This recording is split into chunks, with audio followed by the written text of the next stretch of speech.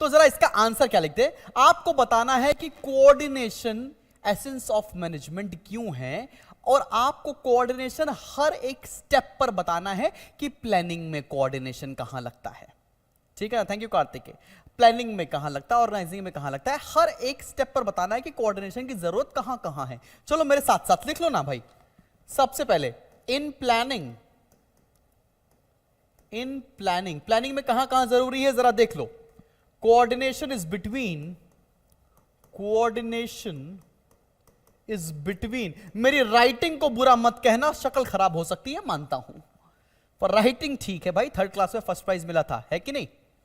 Coordination is between, किसके बीच में चाहिए होता है?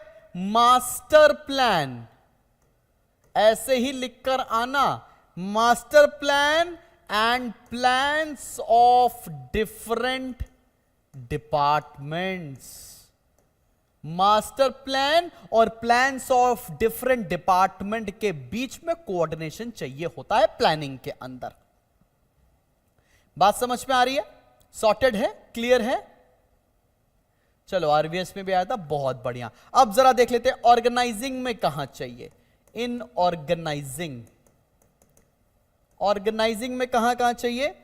Between, coordination is between authority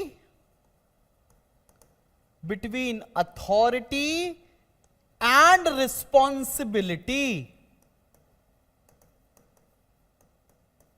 authority and responsibility किसकी? Of every individual.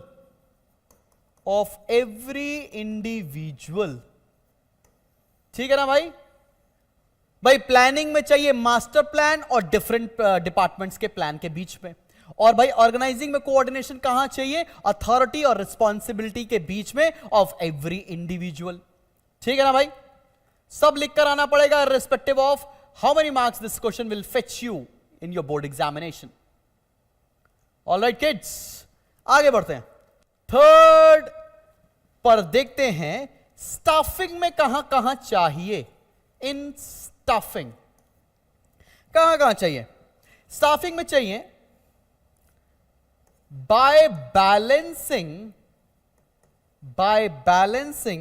The skills and abilities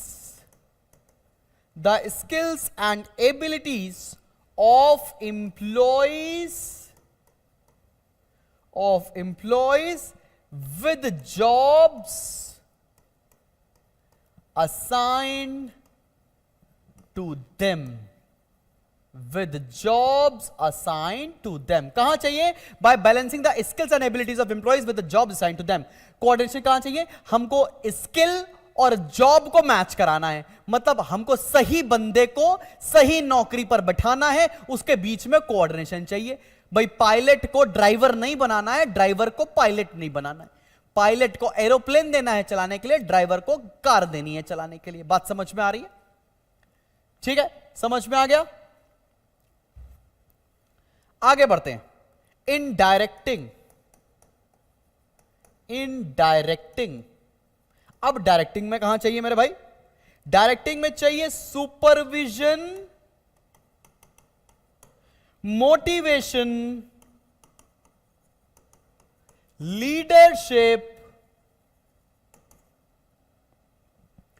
supervision, motivation, leadership is used to ensure harmonious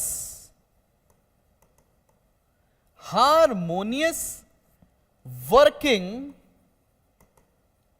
of organization.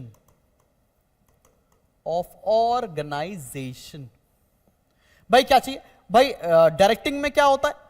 Directing में बोला है supervision, motivation, leadership को यूज करो ताकि हार्मोनियस तरीके से काम होता रहे। ठीक है ना? कोई लड़ाई झगड़ा ना होने पाए, कोऑर्डिनेशन चाहिए होता है। मोटिवेशन, लीडरशिप को, सुपरविजन को यूज करो सो दैट ऑर्गेनाइजेशन में हार्मोनियस तरीके से काम होता रहे। और लास्ट लिखेंगे इन कंट्रोलिंग